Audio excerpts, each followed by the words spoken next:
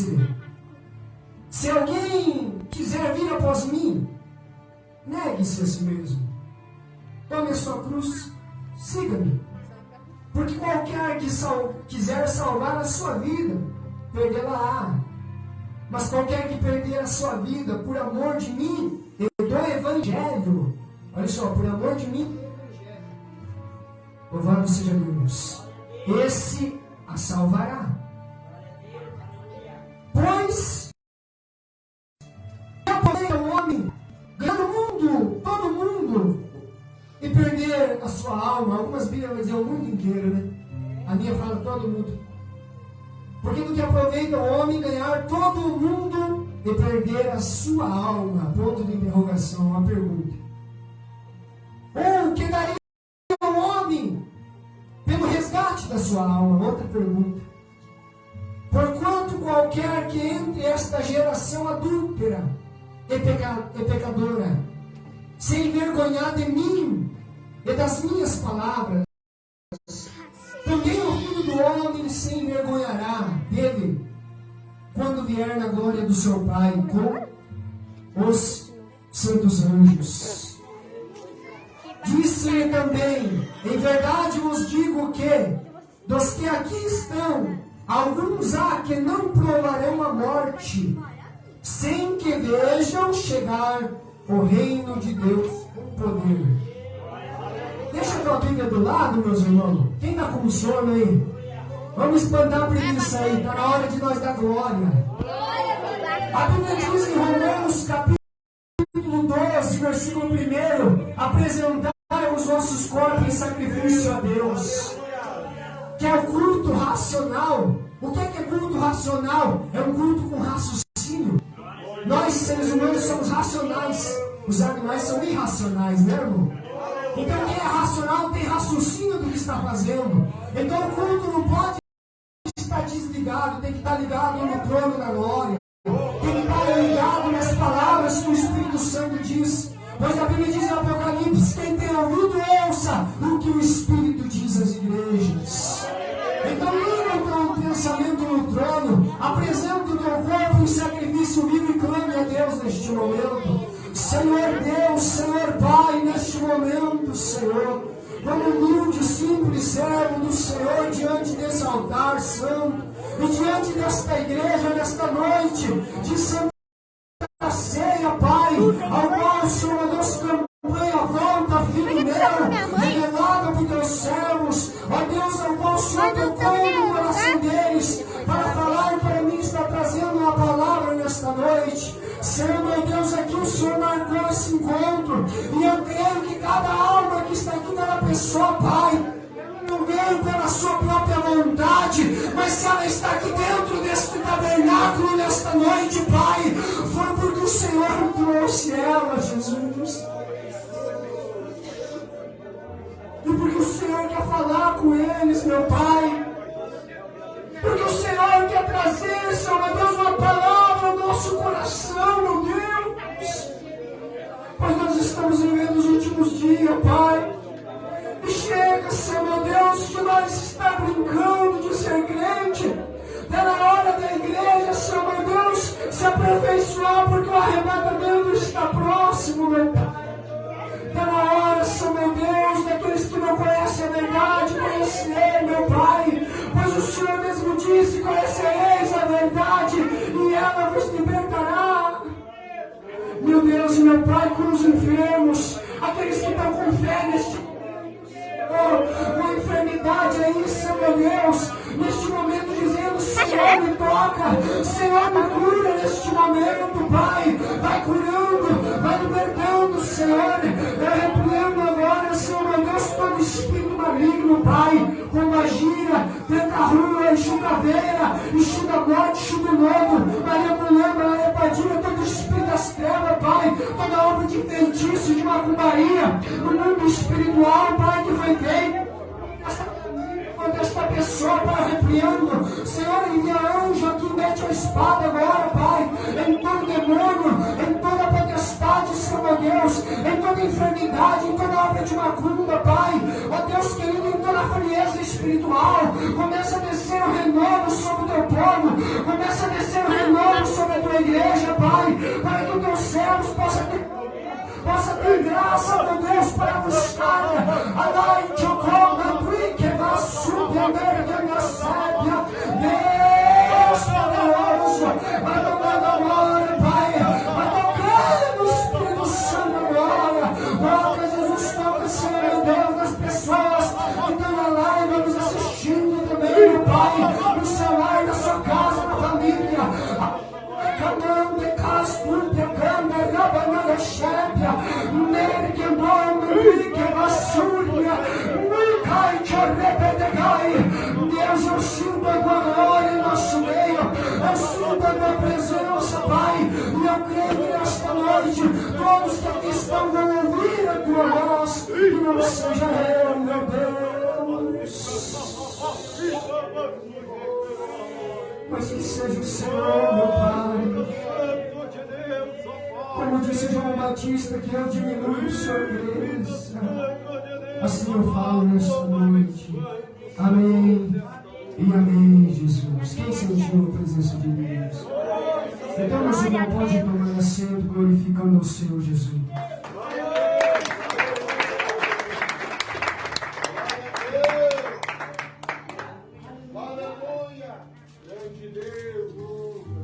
Meus irmãos,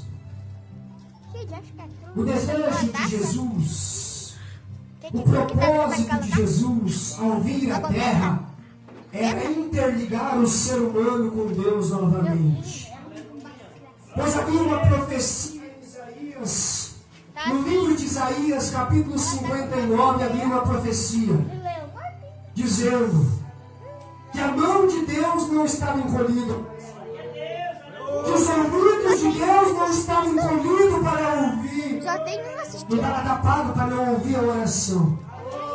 Mas os pecados dos homens causavam divisão entre o ser humano e Deus. Então, tecnicamente, o pecado do ser humano, ele causava uma barreira, impedindo de Deus ter contato com o ser humano. Quem entendeu?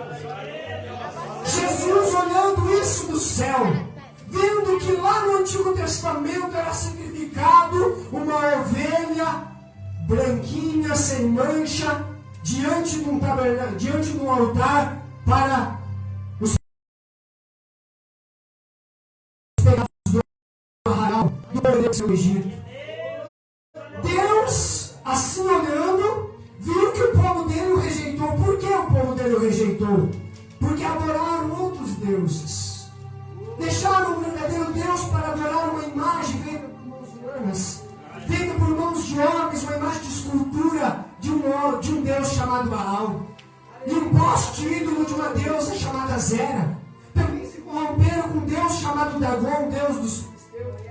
E muitas imagens de escultura da época estavam causando uma separação de Deus e o povo dele. Quem está entendendo?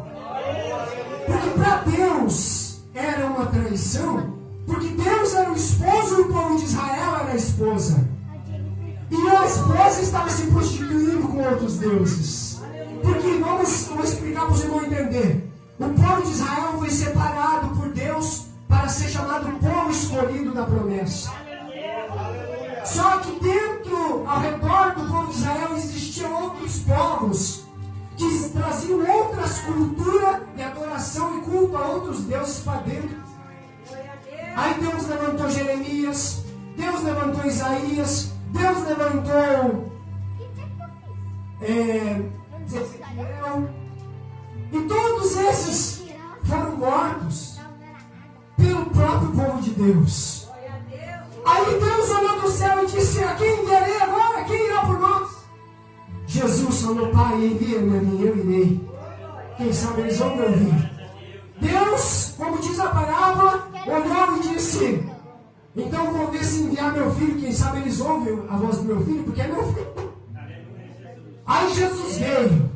Mas como Deus não podia enviar Jesus da carne, da vontade da carne, estava uma mulher virgem, chamada Maria, desposada com um varão chamado José. O que é desposado? Noiva.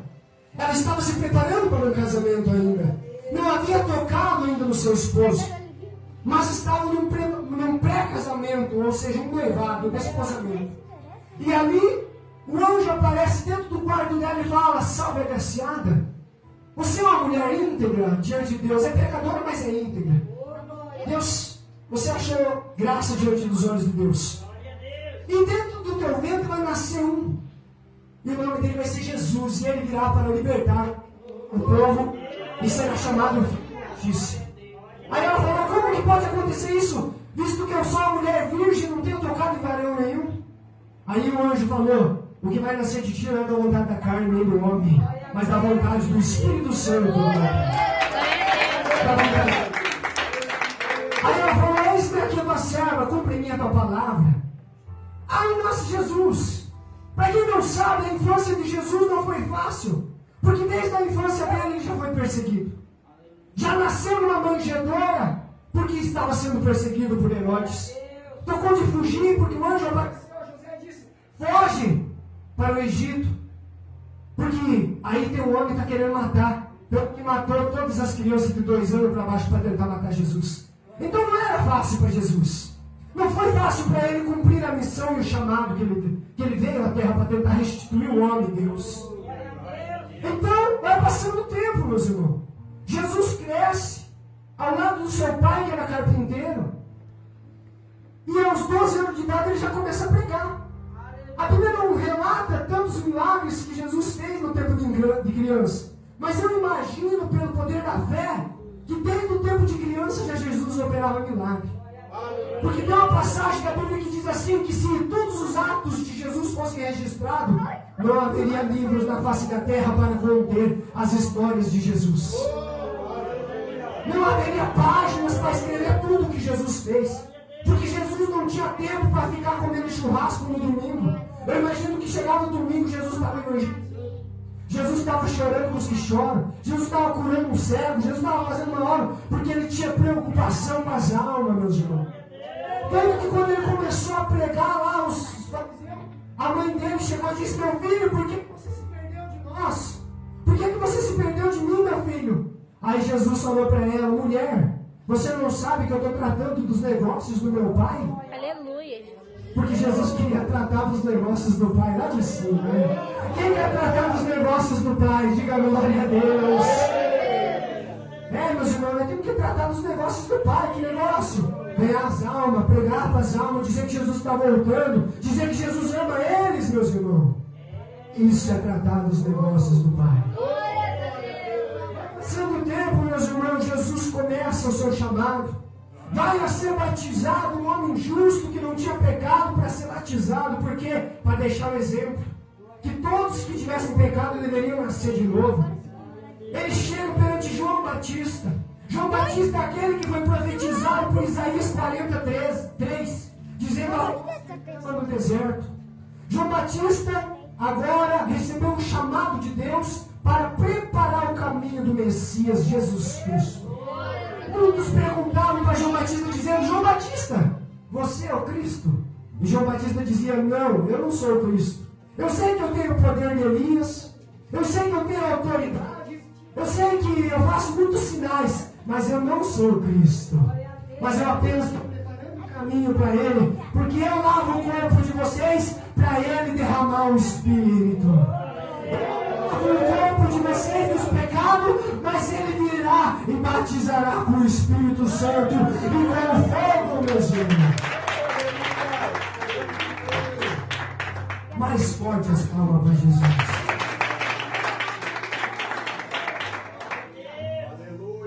Aí Jesus chegou perante ele. Quando ele avistou Jesus, ele falou: eu que tenho que ser batizado por você, e tu vens a mim? Aí Jesus falou para ele: eu sei que eu não tenho pecado, mas me batiza, João, porque nós precisamos cumprir tudo que está. Nós precisamos dar exemplo para eles, que é necessário eles nascer de novo também. Me batizou. Quando ele batizou, o Espírito Santo desceu em forma de uma pomba. E o próprio Espírito Santo levou Jesus aos desertos para ser tentado.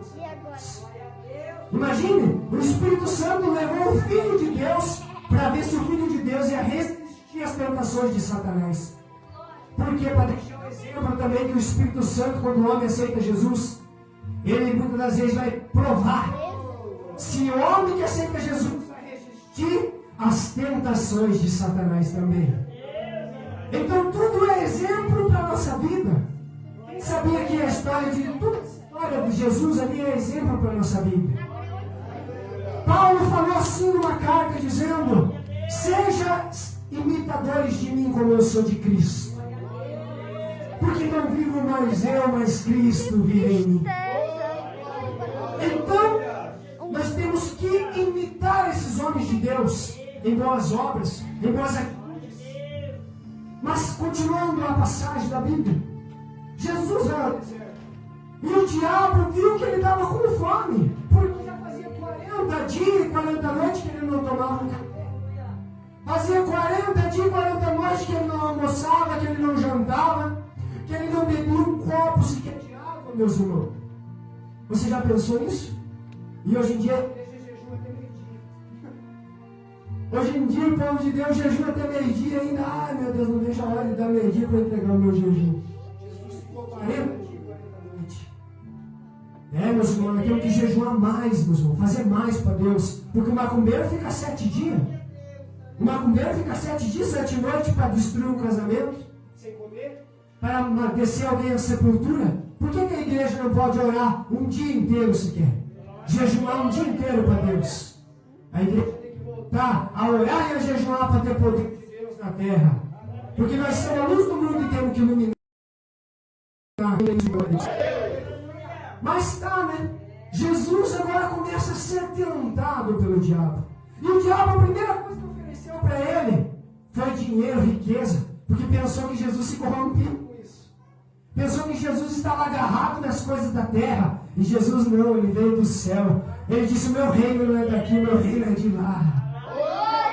Aí eu te dou as melhores casas, eu te dou os melhores carros, eu te dou tudo. Na época não existia carro, eu te dou os melhores cavalos, quem sabe, né? Os melhores camelos. Eu te dou tudo isso aqui se você se prostrar e me adorar. Aí Jesus falou: eu não se prostro perante ti, porque tudo que isso aqui existe foi para o meu Pai que criou. Você só dominou o mundo, você só dominou esse mundo, mas quem criou foi o meu Pai. Você só se prostra diante dele. Louvado seja Deus. Porque está escrito que nem só de pão viverá o homem, e nem das riquezas dessa terra, mas da palavra do meu Pai. Aí ele falou: pão. Aí Jesus falou: nem só de pão viverá o homem. Aí ele falou: olha, então vai lá e se pincha de cima daquele tabernáculo. Aí, porque está escrito: darei ordem aos anjos para te guardar. Aí Jesus falou: você conhece a Bíblia, quem sabe? Você conhece um pouco da Bíblia, eu também conheço. Está escrito para os anjos guardar, mas está escrito para não tentar Deus também. Vai de Satanás. Aí Satanás se retirou, meus irmãos. Jesus começa a chamar os 12 agora. Sai dali para o ministério, chamou os 12 discípulos. E começa a ensinar eles. Ensinar o quê? A como orar, a como dar esmola, a não se preocupar com o que vai comer, com o que vai beber, com o que vai vestir. Porque primeiro deve buscar o reino do céu. E a sua justiça e as demais coisas vão ser acrescentadas. Então Jesus chamou eles para desprender a mente deles da terra e ligar a mente deles no céu. Porque Jesus sabia que ele ia ser morto. Então precisava o grão de trigo tomar para que desse muitos frutos. Então Jesus falou: eles vão me matar, mas eu preciso preparar uma igreja para levar o meu evangelho aos 4 cantos da terra. Aí Jesus chamou eles, chamou os 12 e começou a dar esses ensinamentos. E uma grande multidão começou a seguir porque ele operava milagre. As pessoas procuravam Jesus porque tinham fome e Jesus multiplicava pão e peixe para eles. As pessoas estavam passando necessidade na sua casa, quem sabe ela ia e dizia: Jesus, por favor, me alimenta. E Jesus dizia: pãozinhos, peixinhos para vocês comerem. Por isso que eu digo, meus irmãos, muitas das vezes quando você passa necessidade, você vai se reclamar para o homem, Você vai se reclamar para a mulher, por que você não se reclama para Jesus? Por que você não pede para Jesus dizer, Jesus, me alimenta, Jesus? Porque Jesus é o Jesus de providência, meus irmãos. Jesus, ele é o Jesus que entra nas causas impossíveis, meus irmãos. Jesus é o Jesus que eu já vi curar câncer, meus irmãos. Jesus, ele age nas nossas vidas, né? Sabe, muitas das vezes a falta de fé, ou muitas das vezes a falta de propósito diante de Deus, de dizer, Senhor, faz algo na minha vida que eu vou fazer algo na tua obra. É isso que impede muitas das vezes de nós receber o milagre de Deus, né? Quem crê que é assim, diga glória a Deus. Eu ganhei a minha esposa para testificar, não fugindo da palavra para os irmãos. Eu ganhei a minha esposa através de um propósito que eu fiz com Deus. Eu falei, Deus, se o Senhor me der a minha esposa, salvar a minha família, aonde o Senhor me mandar ir, eu vou. E o que o Senhor mandar falar, eu vou falar. Não vou atender os homens. Aí Deus assinou embaixo. Revelou para o servo dele. E passou uma semana, mais ou menos, eu comecei a ter minhas visões com ela. Sem nunca conversar com ela. Eu tive 3 sonhos, 2 confirmações na palavra e uma em revelação. Aí cheguei até ela, falei com ela, para ela orar a Deus e Deus mostrar para ela também. Para daí nós começar a conversar. Mas nem se conhecia. Você vê o poder de Deus, né? Deus ele faz essas coisas. Quem crê nisso?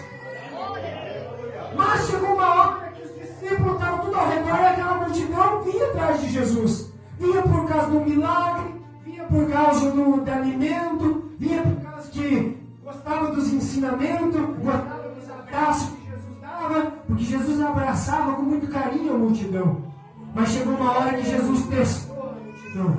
Chegou uma hora que Jesus falou, será que esse povo me adora pelo que eu faço por eles? Será que esse povo me adora porque eu dou para eles? Ou será que eles me adoram pelo que eu sou? Aí Jesus disse assim, aquele que quer vir após mim, negue-se a si mesmo. Negue-se a si mesmo. Ou seja, não me busque apenas pelo que eu posso te dar, mas me busque pelo que eu sou na tua vida. Me busque pelo que eu fiz, descendo do céu para morrer por você. Não me busque pelo que eu posso te dar, mas me busque pela tua alma, para que ela possa ser salva. Aquele que quer vir após mim, negue-se a si mesmo. Negue a sua vida, negue a sua carne, negue as concupiscências da carne, para viver em espírito e poder alcançar o reino dos céus. Aquele que quiser vir após mim, negue a maldade do seu coração, negue a língua que fala fraudulenta contra o seu próximo, negue a fofoca, a mentira, e venha e me siga. Venha e me siga e seja meu imitante. Me imite, diz Jesus nessa noite. Se você quer vir após mim, negue a tua vida nesse mundo, começa a me seguir, começa a orar, começa a falar comigo. Começa a ler a minha palavra. Começa a orar que eu vou te mostrar coisas profundas e ocultas que você não sabe.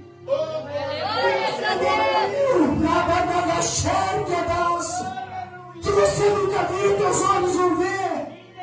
Teus olhos vão ver o mundo espiritual se você me buscar. Vão ver coisas que nunca viu. Você vai ver. Você vai conversar comigo. Mas tem que negar. Tem que negar a si mesmo. Tem que negar a vida. Tem que negar a droga, a cocaína, a maconha. Tem que negar o cigarro. Tem que negar o mundo de prostituição. Tem que negar o baile funk. Tem que negar muitas das vezes os jogos de azar. E tem que ser meu seguidor. Tem que desligar o pensamento dessa terra. Porque esse mundo não estará nem raiz e nem ramo. Em verdade vos digo que neste mundo não ficará pedra sobre pedra que um dia não seja derrubado. Em verdade vos digo que neste mundo virá mais pestes ainda do que o coronavírus. Esse mundo será destruído com as suas concupiscências. Por que ele será destruído? Porque o pecado da humanidade cheira mal às narinas de Deus. E Deus quer salvar a tua alma.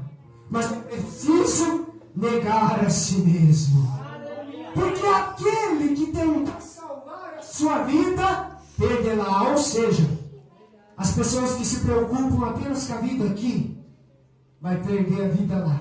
Que vida é essa que Jesus estava falando? A Nova Jerusalém. Para quem não sabe, após a morte do homem, há dois caminhos: o céu ou o inferno. Mas o céu e o inferno, ou seja, o seio de Abraão e o inferno, ainda não são caminhos eternos. São caminhos de espera. Após o julgamento, terá dois destinos final: lago de fogo e Nova Jerusalém. Aleluia. Quem sabia disso?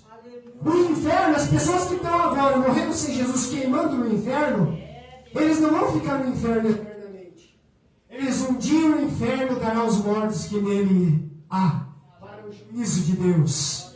E após o juízo, Deus vai destinar ao lago de fogo todos que não se encontrar escrito no livro da vida. Mas existe o seio de Abraão, onde estão quem? Os mortos em Cristo, que aguardam a vinda de Jesus também. Quem sabia disso?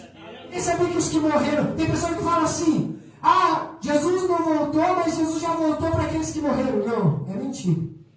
Posso provar que Jesus não voltou para aqueles que morreram? A Bíblia diz que quando Jesus voltar, quem ressuscitará primeiro em 1 Coríntios capítulo 15, versículo 52? No abrir e piscar de olhos, os mortos ressuscitarão primeiro, e nós que estiver vivo seremos transformados no corpo de glória. Foi Paulo que disse. Então os mortos em Cristo estão aguardando a vinda de Jesus também, porque eles também ressuscitarão, mas eles estão num lugar chamado seio de Abraão. Seio de Abraão, ou céu, para que os irmãos entendam. E do seio de Abraão eles vão sair para o julgamento também, porque eles também vão ser julgados segundo os seus obras. E quando eles irem para o julgamento, eles vão receber um prêmio de Jesus pelo trabalho e esforço que eles tiveram aqui na terra. Ou seja, eles se esforçaram por ajudar o seu próximo, por levar cesta básica. Eles se esforçaram por chorar pelas madrugadas, orando pelas pessoas, por evangelizar, entregar um panfleto para as pessoas nas casas, dizer que Jesus amava elas, que era para elas se arrepender. Então eles choraram, eles sofreram calúnia, porque todos diziam: olha o crente cafona, olha o crente fanático. Eles sofreram. Muitos até passaram pela espada, muitos até foram perseguidos pela própria família. Mas naquele dia eles vão receber uma coroa incorruptível de glória, e da boca de Jesus dizendo: entra no gozo de meu Pai, porque foste fiel no pouco, no muito te colocarei. E vão receber uma veste branca como a neve, e nas suas costas nascerá um par de asas. Quem sabia disso? Lá no céu nós teremos asas para voar. A Bíblia diz que nós seremos semelhantes aos anjos do céu. E os anjos têm asas. Então nós vamos voar. Quem sempre sonhou em voar como passarinho? Hoje meu olho os passarinhos diziam: eu queria tanto voar. Naquele dia, se você for fiel a Deus, você vai voar. Porque vai nascer um par de asas nas tuas costas. E todos receberão um galardão de Deus, ou seja, um pagamento. Quando tu trabalha na empresa da terra, no final do mês você não ganha um pagamento pelo teu esforço ali? Você fica muito alegre quando tu vai receber o teu pagamento. Pode ser sofrido durante o mês aquele trabalho, né, meu Senhor? Foi muito derramado o suor, foi sofrido trabalhar. Mas chegou lá no dia 5º, dia útil do mês, a empresa te chama no RH e diz: olha, dá teu pagamento. Você sai de lá tão feliz. Com Jesus não vai ser diferente. Porque naquele dia todo o esforço que ele faz na terra, ele vai pagar. E o galardão é diferente da salvação. A Bíblia diz que vai ter um grupo de gente que vai ser salvo, mas não vai ter galardão. Quem sabia disso? Vai ter um grupo de pessoas que vai ser salvo e não vai ter galardão. Porque não trabalharam para Deus, vão receber o quê? Por exemplo, o Dimas, o ladrão da cruz, que se arrependeu na última hora, ele não trabalhou para Jesus. Então ele vai receber a salvação, o galardão é fora a parte. Paulo falou isso em 1 Coríntios, capítulo 3, dizendo que naquele dia será provado pelos olhos de fogo as nossas obras, e vai ser provado se verdadeiramente receberá o galardão Um será ouro, prata, pedras preciosas, e outro feno, palha, né? E madeira. Aquele que passar por detrimento não receberá galardão, mas será salvo. Ou seja, pessoas que trabalham com Jesus, mas morreram na última hora com a salvação garantida. Mas a igreja que está de pé tem que trabalhar para Jesus. Porque se a igreja que está de pé dizer, eu só quero a salvação, não quero galardão, a Bíblia diz em Apocalipse que ficarão de fora também os covardes. E quem que é os covardes? Aqueles que negam Jesus diante dos homens. Glória a Deus, aleluia. Aqueles que negam de dizer que é um cristão e de dizer Jesus te ama e quer salvar a tua alma. Igreja, amém, meus irmãos? Se coloca em pé, não vou tomar mais tempo, porque os irmãos também têm a Santa Ceia, né, meus irmãos? Senão daqui a pouco eu vou parar meia-noite aqui, né? Até peço perdão para os irmãos, nem sei que hora que os irmãos param. Já é 9 horas, já, irmão? Amém? Então, que o Espírito Santo fale mais no teu coração. Convido a todos os irmãos e as irmãs. Amanhã, 2 horas da tarde, nós temos o culto ali, né? Nessa rua aqui, na casa da esquina ali, meus irmãos, onde eu moro. Nós estamos fazendo culto no fim de semana, 2 horas da tarde. A não ser que esteja chovendo, não faz, tá bom? Se estiver chovendo, nós cancelamos, porque demora, é tudo área, né? Mas eu convido os irmãos para participar conosco, amém?